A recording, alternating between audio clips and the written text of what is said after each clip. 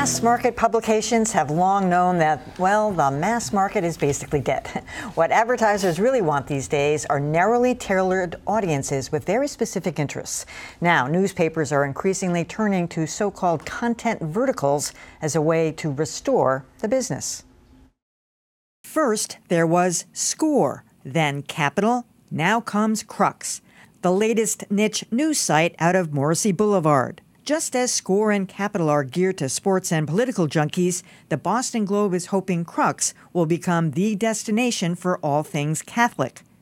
Built around star Vatican observer John Allen, the site features a stable of writers offering news and commentary, including our own Marjorie Egan. Such standalone sites or content verticals aren't new. The Wall Street Journal has offered its tech site, All Things D, for years. Same with the New York Times and its fashion site, The Collection. But now, media organizations from CNN to ESPN to The Atlantic see content verticals as essential to the business and a way to deliver the niche audiences that advertisers crave. As for Crux, it's off to a strong start. Whether it can survive as a self-sustaining site is at the crux of the matter. Well, Score has been on hiatus, but it's coming back Monday because, of course, the NFL season gets underway this weekend. I think the next one ought to be a media thing. I think there's a media silo to be had. No? You know, modeled after Beat the Press. That's a good idea. Thank you. We should do it. Yeah, we should do it. Right. Absolutely. Or David Carr, perhaps. Yeah. I mean, I don't know.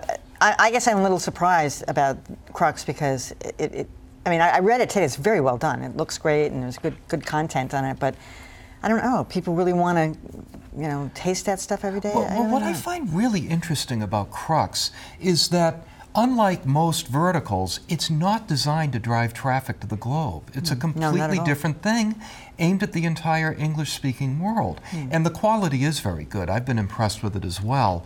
What I wonder about is the value of online advertising has been dropping so much that I wonder if this is really all we're going to see from Crux. I think what they might consider is taking the best of it and actually making an old-fashioned print publication out of it, charging for it and having print ads in it. That's a great because idea. There's still a little bit of money in that. Let me just make a quick point about Crux's content. I agree it looks terrific. There is a lot of good stuff on there, but I think when you get into these verticals, a risk that any news organization runs is, do you cover your vertical critically as an outsider, or do you sort of cover it in a celebratory way?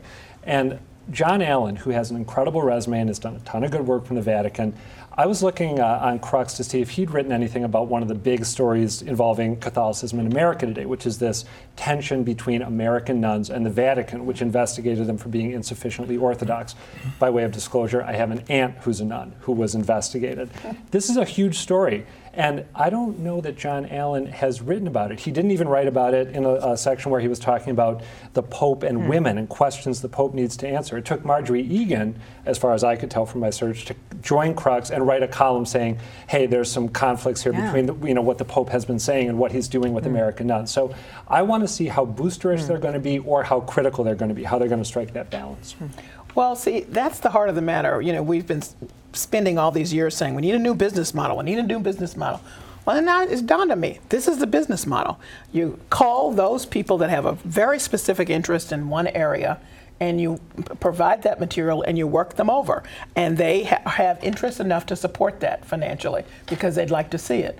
Now, the problem is, what do you do with, how do you coalesce all of those people who need some information but they don't make up a niche? They're in fact, the mass audience. So that public is not getting served. But it can be if you're taking what you earn from the niche publications and fund what happens over here at the Globe. But to your point, they're keeping that totally separate. So I'm kind of curious about now what happens here. I don't know how that works. But I think you make a very good point, and I'm not sure they're going to keep the money separate. I think the hope is that at some point Crux and some of these other projects will funnel money to the Globe. I hope that's the case. So if that's the case, if you're appealing to, and you've decided that it's mostly going to be boosterish, you still have plenty of room over here at the Globe where they do that, to jump right in and tackle that. My hunch is they would dispute my use of the term boosterish. Yes, I understand that. But I hear what you're saying. Yeah, so I'm saying there's room over there without distressing all the people that just want to come here and read various iterations of this this particular thing, and the rest of us who might dip in and out every now and then. So there's a possibility where you could actually walk on both sides of the line at the same time, which would be a fabulous business model. Can I bring in one other element to the business model, which probably should be discussed, and that's that this is a hell of a time for the church. And as a news story, it is a huge news story, Yeah. and no one really is covering well in this country what's happening with the new pope, with the reforms in the church, many of which started there on Morrissey Boulevard. In my humble opinion, I think the Globe has made a great decision from a news standpoint to pick this area that needs significant coverage. Frankly, I think all of religion needs more coverage. Yeah. Well, I It's do hard. too. Yes, hard. I agree with you on that, Dan. And particularly right now, Yeah.